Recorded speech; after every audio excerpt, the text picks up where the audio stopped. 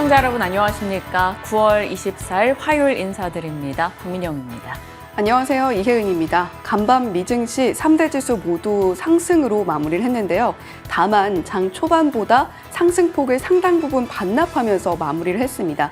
경기에 대한 자신감을 그래도 회복했다라는 것이 주요한 포인트 중에 하나일 텐데요. 간밤에는 연준 인사들의 발언이 쏟아진 가운데 50pp 인하의 정당성을 어필하는 멘트들이 많았고요.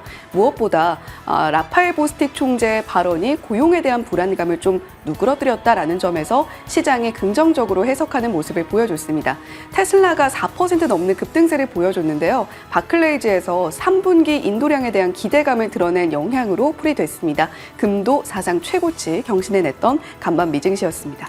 확실히 통화정책 기조가 좀 완화 쪽으로 피봇되고 나서부터는 연준 인사들의 발언이 시장에 되려 우호적으로 작용하는 사례가 많아지고 있습니다. 자, 국내장이 이걸 어떻게 받아들이는가가 중요하겠죠. 어제장 나름 나쁘지 않은 분위기가 형성이 됐었는데 같이 어땠는지 내용부터 또 밤사이 들려온 뉴스까지 점검해 보시죠.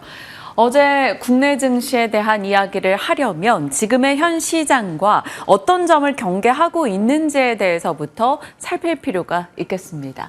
지금 장은 명확하게 하반기 들어서 제약바이오가 주도해 줬죠. 그리고 단발적인 시세로 반도체나 2차 전지가 한 번씩 낙폭과대 타이틀을 달고 올라가긴 했습니다.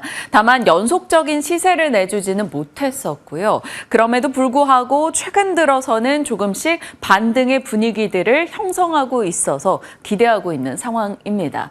자, 반도체에 대해서 과매도 구간에 진입했다라는 분석이 다수입니다. 다만 확신의 수급이 계속적으로 유입되어야 하는데 외국인을 중심으로 아직까지 반도체의 강력한 매수세가 확인되지 않고 있습니다. 물론 반도체 전반에 대해서 매도 대응을 하고 있던 외국인이 삼성전자를 제외하고는 그래도 매수를 보이고 있는 최근 기관에서는 삼성전자와 하이닉스로 매수하면서 반도체 쪽에 수급 투입을 해주고 있는 최근의 분위기는 비교적 긍정적으로 볼 수 있겠죠.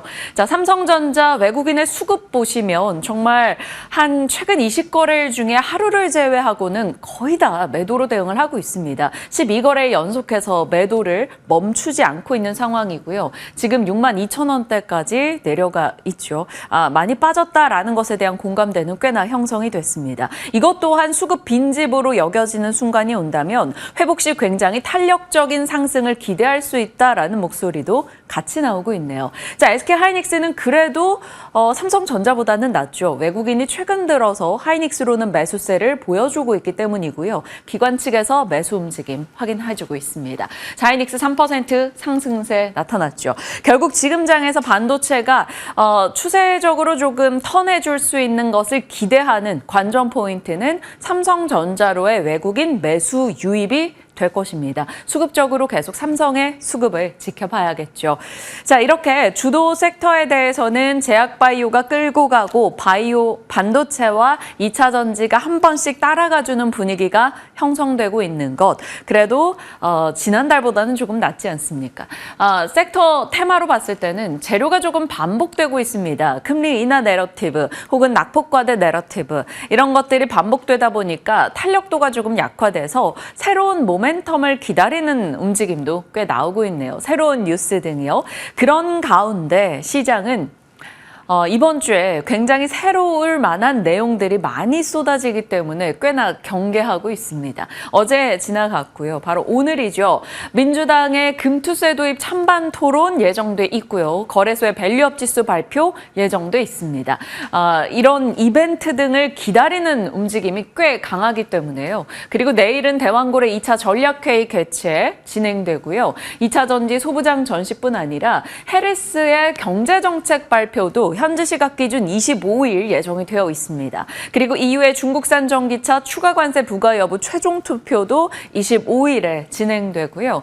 목요일은 우리 마이크론의 실적이 오전 5시 30분 발표되겠죠. 반도체 섹터의 실적 풍향계로 여겨지는 마이크론의 실적을 보고 가자라는 심리가 강하게 드러나고 있는 시장이고요. 금요일은 이제 미국의 중국산 제품 관세 인상 27일부터 진행이 되니까요. 그 밖에 이제 밸류업, 보핏 혹은 원전 쪽 뉴스, 10월에 로보택시, 삼성전자, TSMC의 실적 등등이 이제 9월부터 쭉 자리하고 있는 상황입니다. 10월까지 여러 가지 이벤트를 앞두고 있는 가운데 어제도 시장은 이러한 이슈에 대해서 대응을 하고자 하는 선제적인 움직임이 많이 반영됐다 이렇게 볼 수 있겠습니다. 자, 앞서 말씀드린 대로 여러 가지 이슈 등을 기다리고 있는 상황이었던 어제였죠. 어제 양 지수는 모두 상승했고요. 코스피보다는 코스닥의 상대 강도가 더 좋았습니다. 코스닥 쪽에서는 반도체와 헬스케어가 함께 힘을 내주면서 6거래 연속 상승이 나타났고요. 코스피는 전차 매도로 인해서 지수는 조금 정체됐습니다. 여기서 전차라는 것은 어제 자동차 쪽과 삼성전자를 볼 수 있겠습니다. 자, 그러면 이쪽에 왜 매도세가 나왔는지 혹은 왜 매수세가 들어왔는지를 좀 살펴볼까요? 전체적으로 어제 시장의 4가지 키워드를 기억하시면 될 것 같습니다. 금리 인하 기조로 바뀌었다라는 것에서 테크나 소프트웨어, 배터리, 헬스케어 쪽에서는 힘을 받아갔습니다. 그래서 반도체 혹은 2차 전지, 헬스케어, 거기다가 소프트웨어의 네이버까지 강세 흐름을 나타냈죠. 물론 네이버는 사우디 관련한 인공지능 개발 이슈가 있었기 때문에 좀 더 좋았다라고 볼 수 있겠습니다. 그리고 밸류업 지수가 이제 오늘 발표될 것이다라는 기대감 속에 발표 전에 오히려 이쪽은 세론을 대비한 매물이 출회됐습니다. 그래서 자동차, 보험, 지주사 등이 밀려났고요. 마이크론의 실적 목요일 새벽에 발표될 예정이다 보니까 많이 빠진 반도체 마이크론 실적이 나오고 나서 올라갈 수도 있지 않겠어? 이 기대감이 작용했겠죠. 실적 발표 전에 포지션 구축의 움직임이 나왔고요. 어제 삼성과 TSMC의 UAE 반도체 공장 설립 추진 뉴스도 있었습니다. 그래서 그쪽으로 공장이 설립된다면 장비 등이 깔릴 수 있어라는 기대감에 장비나 테스트 관련한 종목들이 같이 올라갔고요. 최근에 모건 스탠리의 겨울 보고서에 대한 반박 내용도 꽤 많이 나왔죠. HBM 경고한데 무슨 소리냐 이런 내용 등이었습니다. 자, 그러다 보니 어제 반도체 쪽 종목들도 나쁘지 않았죠. 그럼 이 3가지 키워드에 또 하나가 바로 있을 금투세 토론 오늘 진행이 됩니다. 민감한 이슈죠. 그래서 많은 개인 투자자 등이 집중하고 주목하고 있는 이슈이기도 합니다. 지금 시장의 절대적인 악재로 볼 수 있는 게 바로 유동성 부족인데 이쪽에서 조금 논리적인 내용들, 설득력이 있는 내용 등이 등장하게 된다면 유동성이 공급될 수 있을 것이다라는 기대감도 나오고 있습니다. 살펴볼 게 많았던 어제였고요. 눈치 보면서 그래도 나름 선전하며 코스피는 2600선 위로 일단은 올라섰습니다. 자, 나쁘지 않은 어제 흐름이었고요. 시가총액 상위 종목들 보시면 전반적으로는 양호했습니다. 앞서 말씀드린 대로 현대차나 기아, 밸류업 쪽에 대한 차익 실현 매물 좀 맞았고요. 삼성전자 외국인의 매도를 막기는 했습니다. 하지만 그 외에는 비교적 양호했죠. 삼성바이오로직스는 또다시 신고가로 2.5% 추가 상승을 기록하면서 며칠 연속해서 신고가를 새롭게 쓰고 있습니다. 코스닥 쪽에서는 알테오제는 차익 실현의 움직임이 있었으나 HLB는 FDA의 재신청 이슈로 인해서 HLB그룹주 전반이 좋았고요.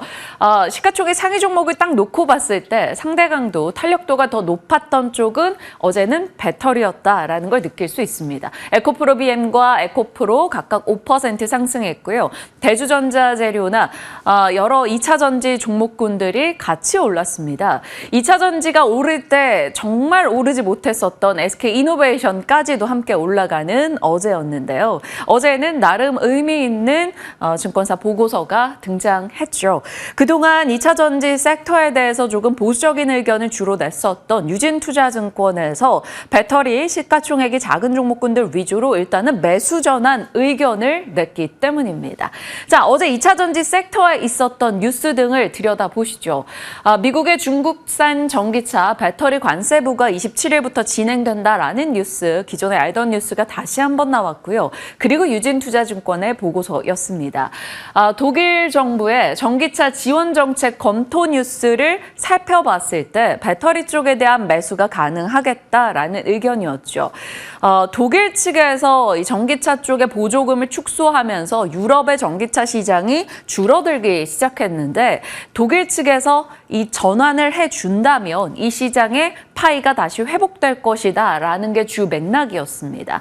오래된 내연기관차를 폐차하고 전기차를 구매할 경우 독일에서 보조금 신차는 6,000유로, 중고차는 3,000유로 지급을 검토한다라는 내용이었고요. 6,000유로면 우리 돈으로 900만 원 정도입니다. 확정 시에 2025년도에 판매가 재성장세로 전환될 것으로 내다봤습니다. 특히나 그동안 판매량이 좋지 않았었기 때문에 기저효과까지 함께 가져갈 수 있을 것이고 탄소 배출 규제를 회피하기 위해서 여러 가지 신차 모델 등이 나오고 있었기 때문에 이것 등이 많은 소비를 자극할 수 있다라는 거죠. 그런 맥락에서 2차 전지 배터리 내에 종목들에 대한 매수 의견을 냈고요. 어제 2차 전지 섹터에는 상당히 센티적으로 힘이 되는 내용이었을 겁니다. 에코프로 머티리얼즈가 10% 상승세, 대주전자재료가 7% 상승이었고요. 에코프로 BM이나 LNF 등 강세 기록했습니다. 이번 주 금요일에 유진투자증권의 한병화 연구원 모시고 배터리 섹터에 대한 의견 변화에 대한 내용 좀 더 집중적으로 다뤄볼 거니까요. 금요일까지도 저희와 함께 호흡해 주시길 바랍니다. 자, 어찌됐건 어제는 전반적으로 나쁘지 않은 장에서 배터리 쪽이 힘을 냈다라는 것이고 그 상승의 여러 가지 내용들을 같이 점검해 봤습니다. 그 밖에는 사실 박앵커의 연결고리에서 나왔던 내용들이 테마단에서 꽤 많이 연결이 됐습니다. 삼성전기의 초소형 전고체 배터리 개발 이슈가 MLCC나 전고체 배터리 시장 종목들로 강세 이어졌고요. 이스라엘과 레바논 헤즈볼라의 강대강 대결이 심화되고 있죠. 밤사이도 이제 뉴스가 계속 쏟아진 상황입니다. 거기다 미국 항만노조 파업 우려까지 더해져 있다 보니까 해운주나 물류 쪽, 물동 쪽이 강세 흐름 나타냈고요. 미국에서 2027년식입니다. 죄송합니다. 수정해 주시죠. 2027년식 차량부터 중국산 소프트웨어를 금지한다라는 뉴스 어제 연결고리를 짚었었고 슈어소프트테크 등의 이런 소프트웨어 종목들을 살피자 말씀을 드렸었는데요. 20% 어제 상승세 나오기도 했습니다. 그 밖에 미국의 숙제 전기화 쪽에서는 어제 효성중공업 중심으로 강세 흐름이 나타났고요. 과자나 라면, 음식료 수출 3대장을 살피면서 전력 쪽뿐 아니라 화장품과 푸드 쪽의 수출이 개선됐다라는 점을 짚었었는데요. 상승세 나오기도 했죠. 자, 이 부분은 데이터 센터 열관리 기술 개화 교보증권의 보고서 전기 먹는 하마라는 제목으로 보고서가 나오면서 관련해서 종목군들이 또 모처럼 영향받기도 했습니다. 아직까지는 주도 섹터 등이 완전히 거래 대금을 흡수하면서 시장을 끌고 가지 않다 보니까 여기저기서 같이 좀 뉴스에 반응하는 시세가 이어지고 있습니다.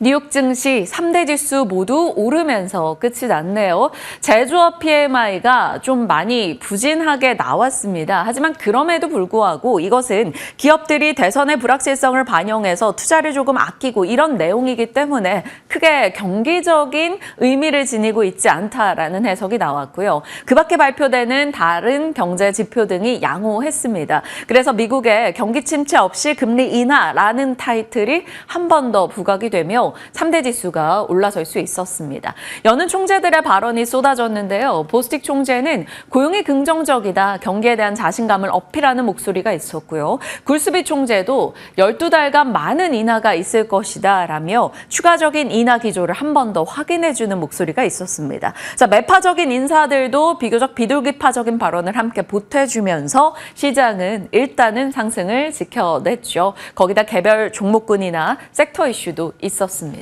자, 인민은행의 경기 부양에 대한 기대감, 오늘 또 중국에서 경제 관련한 발언 일정이 있기도 한데요. 핀더더나 알리바바 등이 상승세를 나타냈고요. 중동 불안이 계속 가중되고 있습니다만 일단은 유가는 크게 움직임을 보이지 않았습니다. 1% 정도 하락으로 마쳤죠. 다만 미국 천연가스는 허리케인 등에 대한 불확실성을 안고 밤사이 올라서긴 했습니다. 종목으로 보신다면 테슬라가 눈에 띄는 특징주입니다. 5% 뉴프렉스 급등 흐름을 나타냈어요. 금리 인하로 인해서 판매량이 늘어날 것이고 여러 투자 기관에서 이번에 인도량이 증가할 것이다 라는 분석을 보태고 있는 상황입니다. 거기다 골드만삭스는 로보택시 10월 10일에 나오는 것이 주가 상승의 촉매가 될 것으로 같이 분석하기도 했네요. 테슬라가 여러 이슈 속에서 급등 흐름 보여줬고요.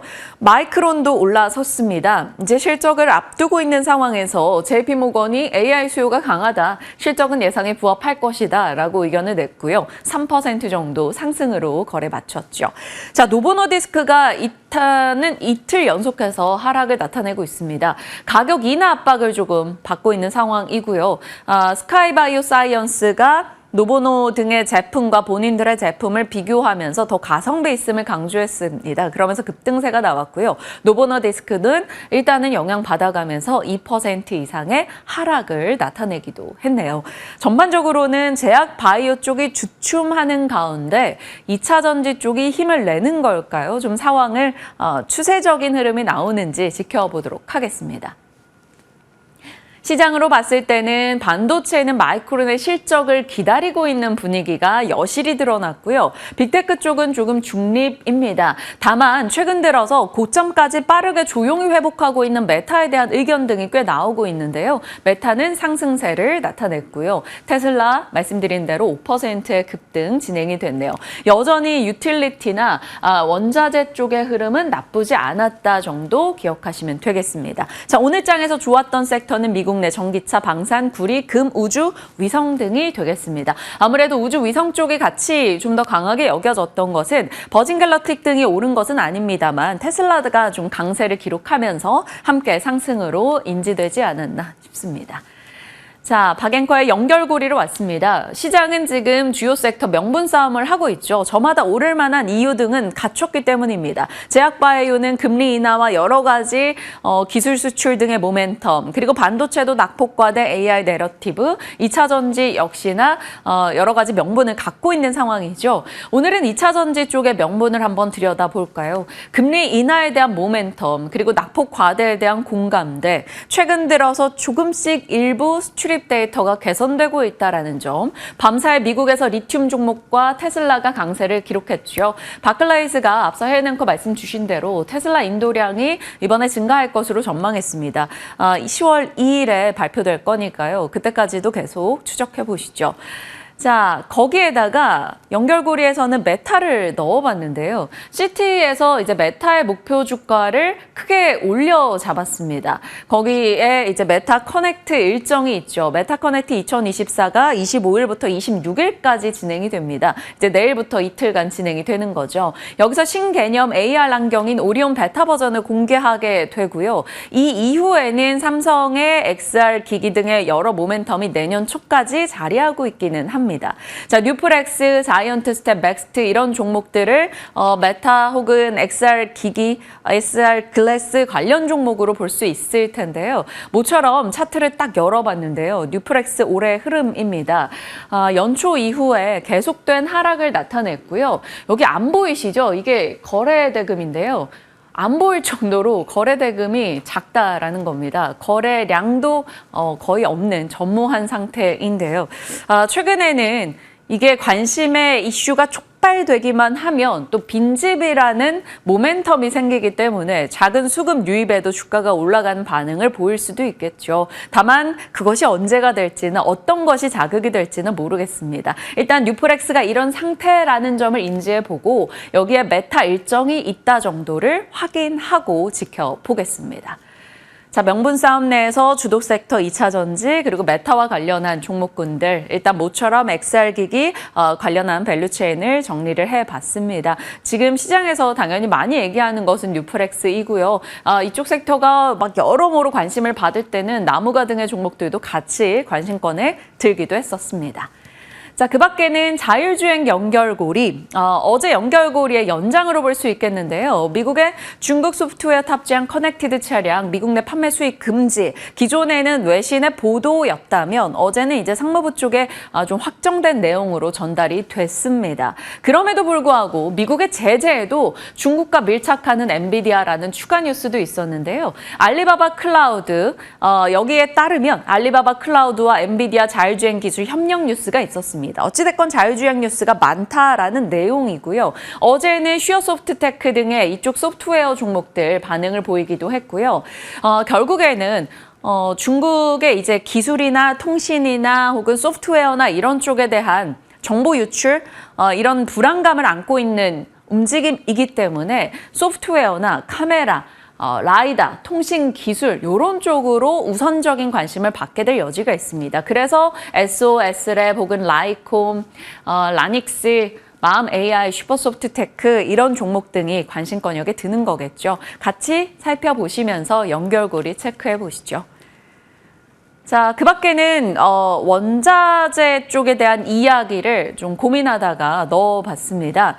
밤사이 미국장에서 구리 관련주들이 나쁘지 않았어요. 프리포트 맥모란, 서던 코퍼 등의 종목이 상승세였고요. 금 쪽에서는 뉴몬트는 소폭 올랐으나 베릭은 떨어진 채 거래를 마쳤습니다. 금속 내에서도 금은 3개월 흐름을 보시면 우상향이고요. 구리 같은 경우는 금처럼 가주지 못했었죠. 그렇기 때문에 못 갔던 쪽에 대한 관심이 좀 더 우세하다라고 볼 수 있겠습니다.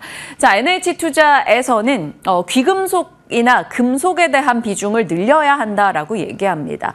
명목금리가 떨어지는 시기에는 당연히 원자재에 대한 관심이 올라갈 수밖에 없는데 석유나 가스 이쪽보다는 산업금속, 귀금속에 대한 관심을 높여보자라고 얘기하고 있습니다. 그래서 골드 쪽이나 은 쪽으로 관심을 두고 계신 분들을 위한 ETF는 광산기업 ETF로 이렇게 언급을 하고 있더라고요. 거기에 에너지 전환을 위한 필수 원자재로는 구리와 알루미늄을 언급하는데요. 요즘 아연, 니켈, 리튬 쪽의 공급에 대한 축소 이슈가 계속 있었죠. 이제 구리 쪽도 그런 얘기가 등장하고 있다라는 겁니다. 거기에 최대 소비국인 중국에서 조금만 소비해줄 또 구리에 대한 수요가 늘어날 것이니까요. 그 기대도 같이 안고 가는 거겠죠. 자, 구리가 가면 보통 구리의 대체제로 여겨지는 알루미늄도 관심을 받기 마련인데요. 알루미늄도 전선이나 자동차나 각종 산업에 함께 쓰임을 보이고 있습니다. 거기에 뱅크 오브 아메리카가 알루미늄 공급이 내년에 굉장히 부족할 것이다. 이런 분석까지 더했기 때문에 귀금속이나 원자재 쪽에 관심을 두고 계신 분들 한번 참고해 보시고자 이런 내용을 넣어봤습니다. 물론 금, 엘컴텍, 국내로 이렇게 연결 지을 수가 있으나 사실 국내에서는 그런 쪽 종목들이 지금 현 시장에서 크게 관심받을 여지는 좀 약할 수 있습니다. 이런 내용 원자재 쪽에 관심 두신 분들 참고해 보시길 바랍니다.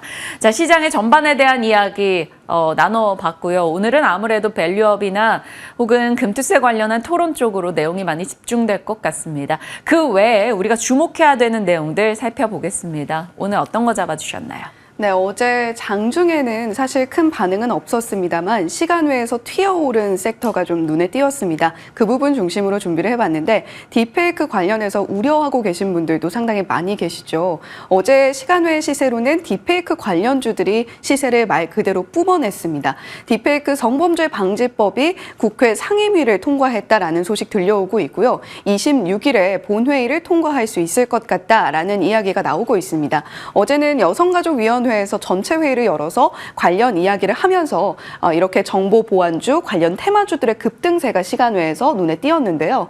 모니터랩과 센즈랩이 상한가 안착하는 모습을 보여줬고 한싹이라던가 신시웨이, 라온시큐어 정보 보안 관련해서 딥페이크 관련한 이야기가 나올 때마다 상승이 나왔던 종목들 위주로 시간외 시세가 뿜어지는 모습을 보여줬습니다.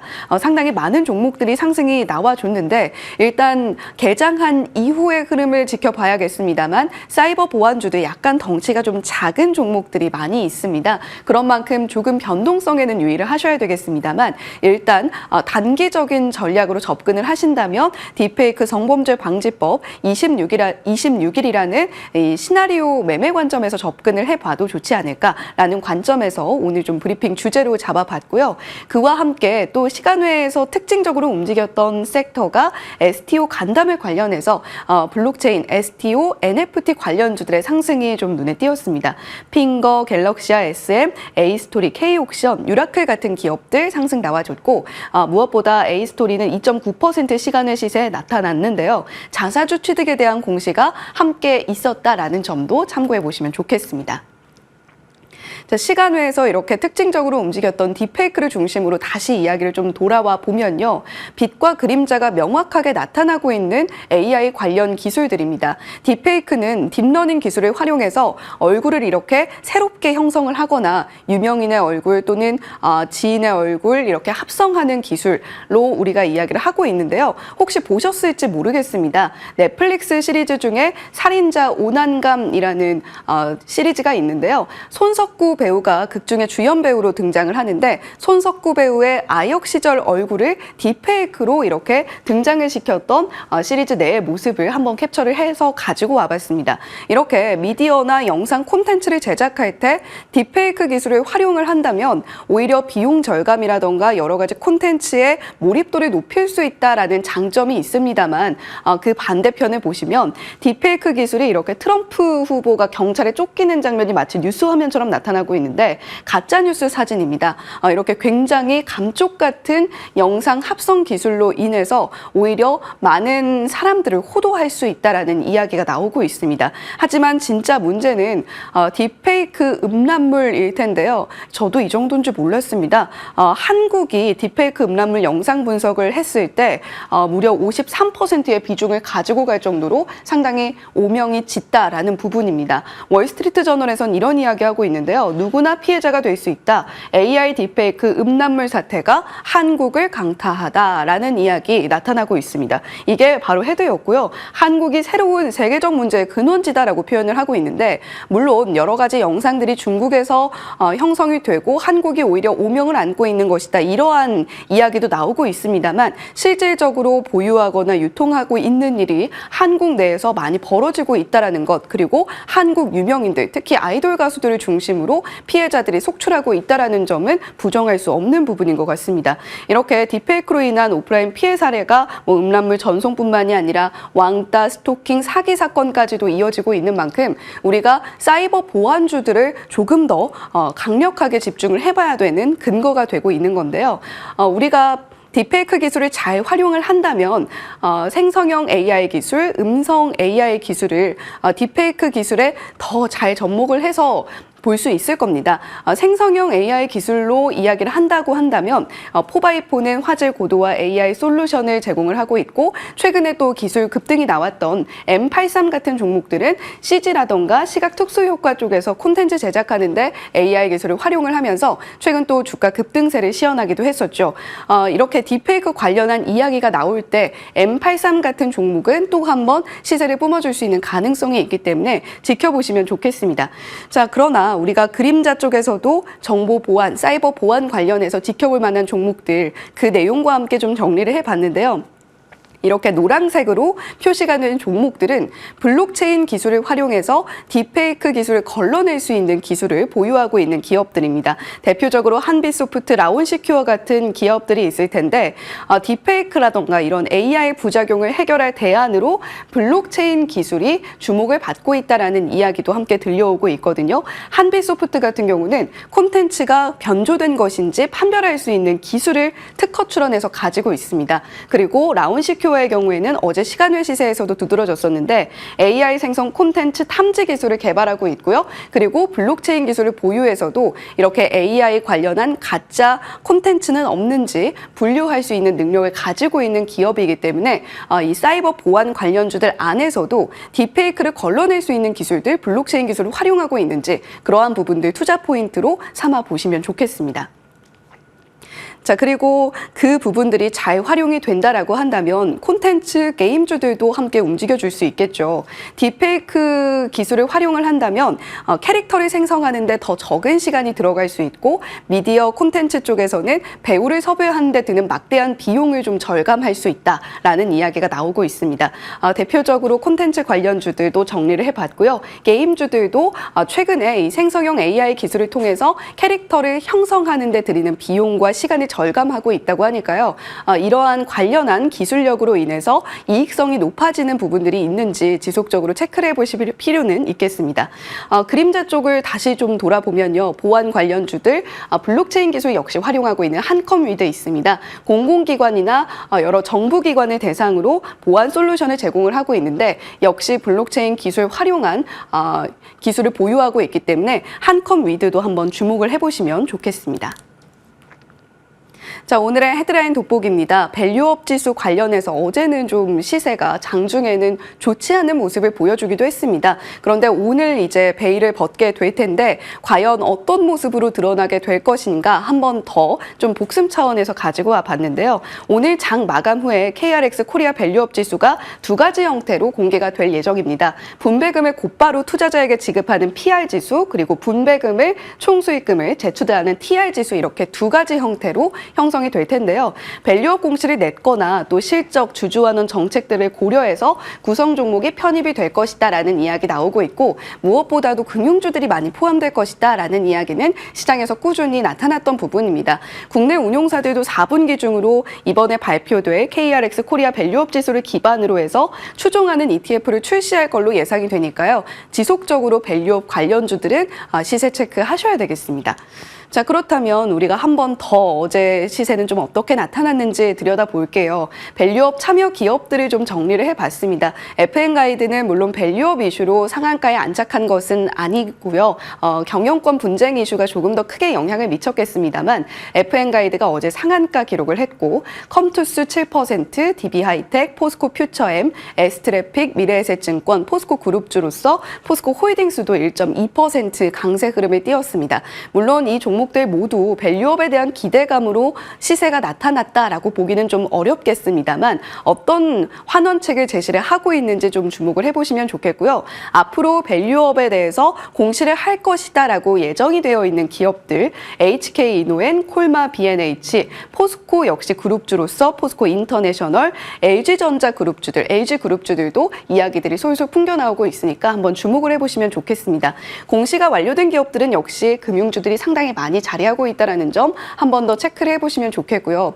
IM증권에서 섹터별로 우리가 밸류업에 포함이 될 만한 종목들, 편입 가능성이 매우 높은 종목, 그리고 상당히 높아 보이는 종목들 이렇게 좀 나눠서 투자 포인트 어떻게 가져갈지 정리한 표가 있더라고요. 에너지 쪽에서는 HD현대를 가장 높게 편입 가능성으로 이야기를 하고 있는데 전반적으로 캐펙스 투자에 대한 우려가 있는 SK이노베이션을 제외하고는 정유주들 모두 포함되지 않겠느냐라는 이야기하고 있고요. 소재단에서는 매우 높은 가능성이 점쳐지는 기업으로 고려아연, 금호석유, 풍산 같은 기업들 꼽고 있습니다. 소재와 산업재 모두 이익 성장이 꾸준하게 나타나는 기업들 위주로 좀 지켜보면 좋겠다라는 이야기를 하고 있고요. 무엇보다 소재단에서는 화학 쪽보다는 비철금속 쪽을 조금 더 선호한다라는 의견, IM증권 자료를 통해서 살펴볼 수가 있었습니다. 경기 민감 소비재로서는 역시 현대차와 기아 상당히 주주 환원책에 적극적인 모습을 보여줬기 때문에 주목을 해볼 수밖에 없겠고요. 금융, 헬스케어, IT, 커뮤니케이션, 유틸리티 여러 섹터 내에서 밸류업 지수에 포함될 것이다라고 언급이 되고 있는 기업들은 굉장히 많이 있습니다만 어제는 또 맥쿼리 증권에서 밸류업 지수 편입 가능성이 높은 기업으로서 또 분류를 해서 21개 기업을 발표를 했습니다. 그중에서 삼성전자가 과연 포함이 될 것이냐 이 부분을 두고 좀 여러 가지 공방이 있는 것 같은데요. 맥쿼리 증권의 경우에는 삼성전자와 SK하이닉스 모두 편입 가능성을 좀 낮게 보고 있다는 점도 함께 참고해 보시면 좋겠습니다. 오늘 과연 어떻게 국내장이 전개될지, 그리고 장중의 여러 이슈 속에 변동성이 심화될지 궁금해집니다. 같이 좀 긍정적인 방향과 종목들의 전략을 고민하겠습니다. 지금부터 함께 하시죠.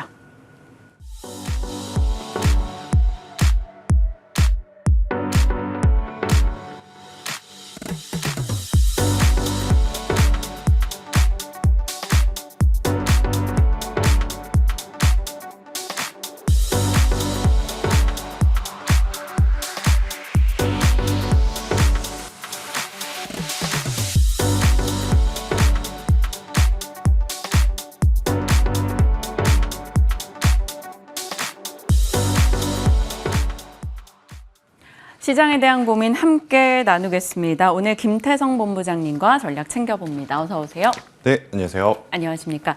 일단은 코스피가 2,600에 어제 안착을 했고요. 네. 코스닥도 나쁘지 않은 흐름, 6거래 연속해서 상승 기록합니다. 바이오가 끌고 가고 반도체와 2차 전지가 한 번씩 힘을 내주는 모습, 서브 섹터와 테마가 활발하게 진행되고 있는 장인데요. 주도 섹터 전략을 어떻게 가져가십니까? 참 어려운 것 같습니다. 지금 시장의 주도주라고 하고 시장을 이끌 만한 종목을 찾기가 참 어려운 것 같죠.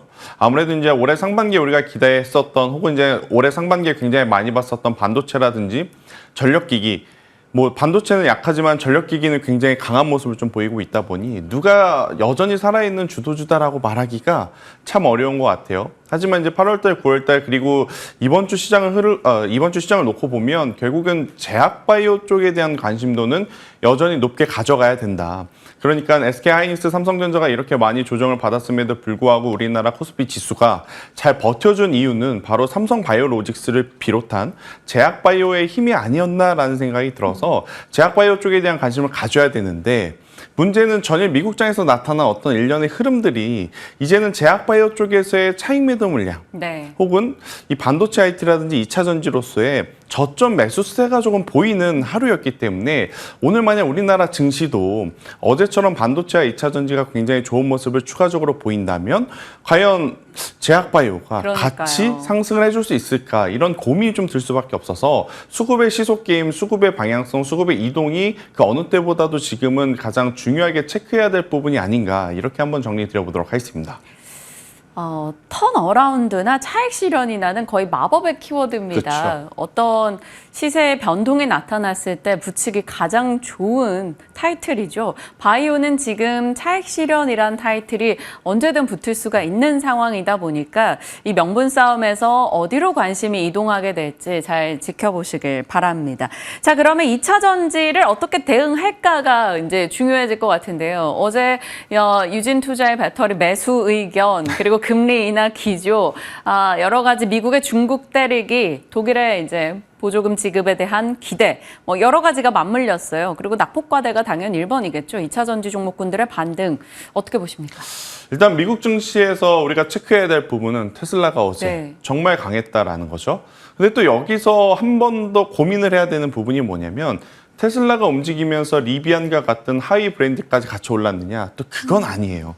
테슬라만 지금 어제 굉장히 좋은 모습을 좀 보였던 완성차 전기차 브랜드 중에서는 근데 여기에 이제 앨범알이라고 하는 리튬 관련주도 굉장히 좋은 모습을 좀 보였는데 결국 두 가지의 포인트입니다. 일단 첫 번째, 3분기 우리가 예상했던 인도량보다 훨씬 더 많은 인도량을 달성할 가능성이 높다라는 이야기가 미국 쪽에서 지금 나오고 있다는 게 첫 번째고요.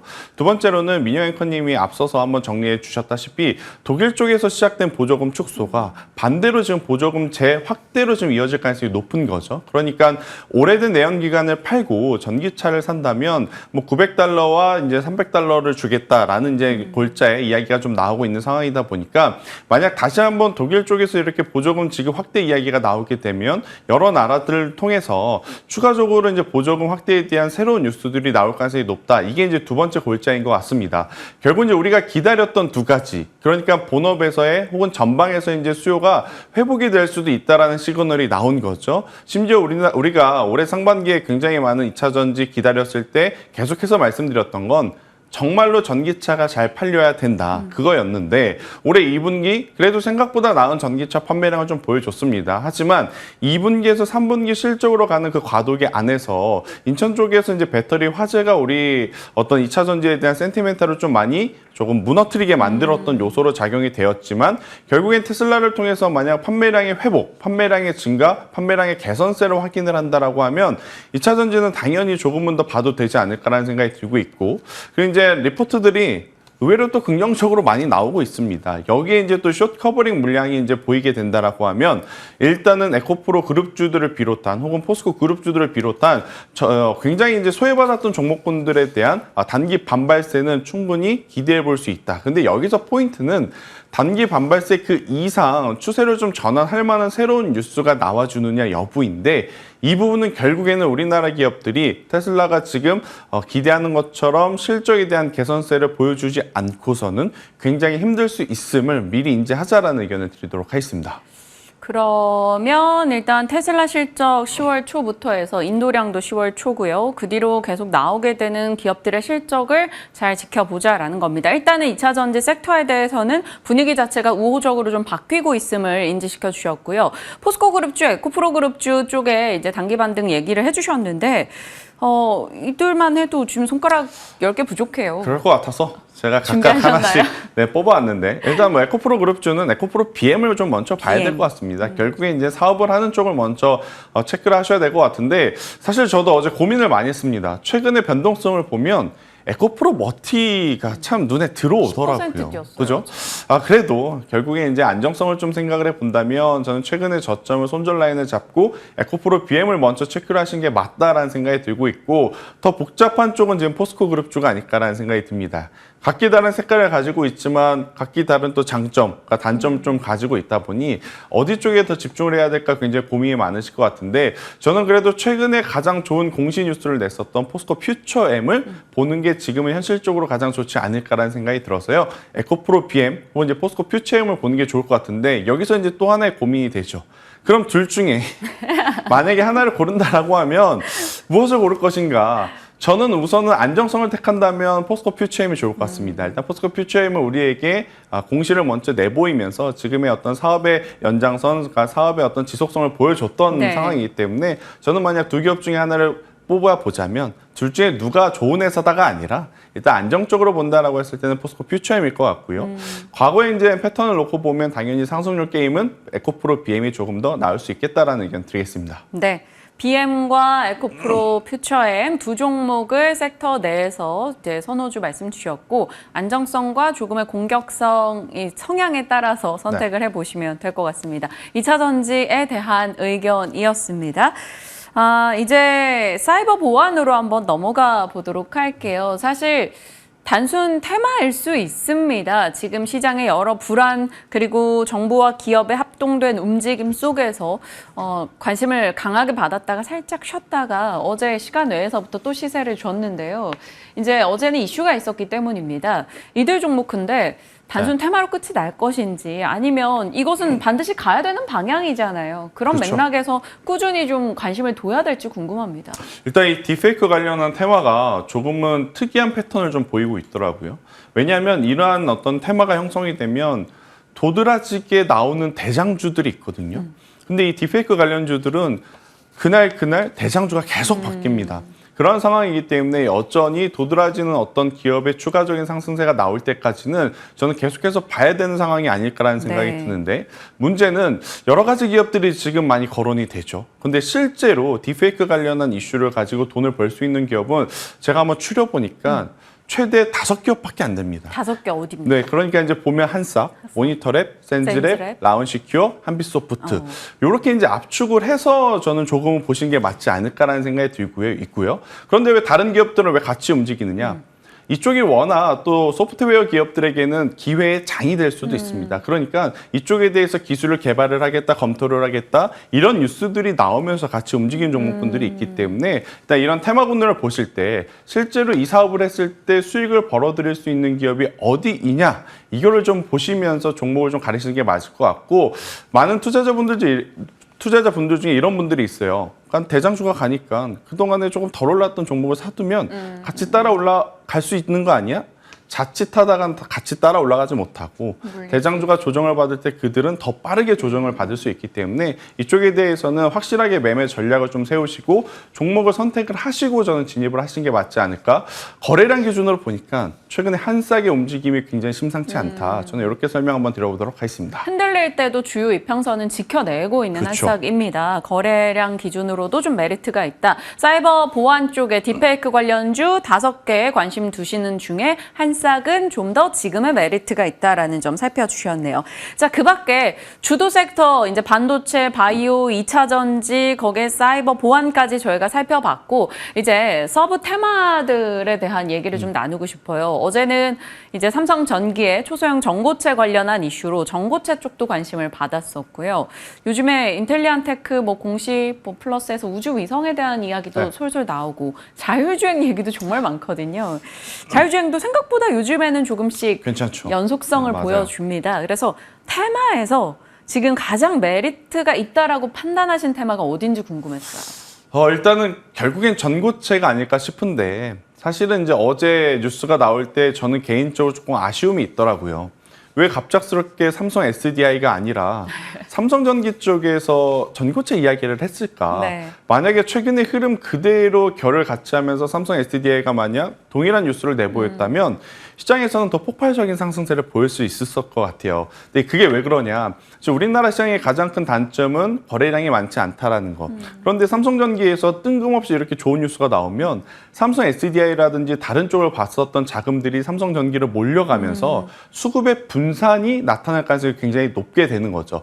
만약 어제 뉴스가 삼성 SDI로부터 나왔다면 저는 삼성 SDI가 정말 오랜만에 굉장히 강한 모습을 드러냈었을 것 같다라는 생각을 하거든요. 하지만 이제 아쉬움은 좀 뒤로 하고 그로 인해서 움직였었던 종목 이수 스페셜티 케미칼, 한농화성, 레이크 머티리얼즈 이러한 쪽에 대한 연속성은 저는 여전히 좀 관심 있게 좀 보셔야 된다. 그런데 문제는 테마입니다. 그러니까 기대감으로 움직이는 상황이라서 만약에 우리가 생각하지 못한 반대 방향으로 움직였을 때 리스크 관리는 철저하게 필요하다. 일단은 오늘 테슬라의 상승 그리고 2차 전지의 새로운 어떤 좋은 리포트 때문에 그동안 소외됐던 2차 전지 관련주들이 움직이면서 네. 그 전에 먼저 움직였었던 어떤 전고체 관련주들이 조정을 받을 가능성도 저는 높다 생각이 들거든요. 그렇기 때문에 이쪽에 대해서는 너무 공격적인 비중 확대를 하기보다는 바닥에서 올라오는 2차 전지주와 좀 고점에서 더 치고 가려는 전고체 관련주들의 수급의 양상을 좀 확인을 하시면서 비중 조절에 좀 집중을 하시는 게 좋을 것 같고요. 우주항공 쪽은 뭐 많은 종목군들이 있었고 올해 뭐 우주항공청 이야기가 나왔었는데 우주항공청 뉴스가 나오고 나서 정말 거짓말처럼 없어진 테마가 됐었던 것 같아요. 하지만 이제 인텔리안테크는 조금 다르다라는 것을 최근에 이제 실적이라든지 기술력, 어떤 학회를 통해서 우리가 여러 가지를 확인을 했기 때문에 저는 우주항공 쪽을 보실 거라면 우선은 인텔리안테크 먼저 보시는 게 좋을 것 같고요.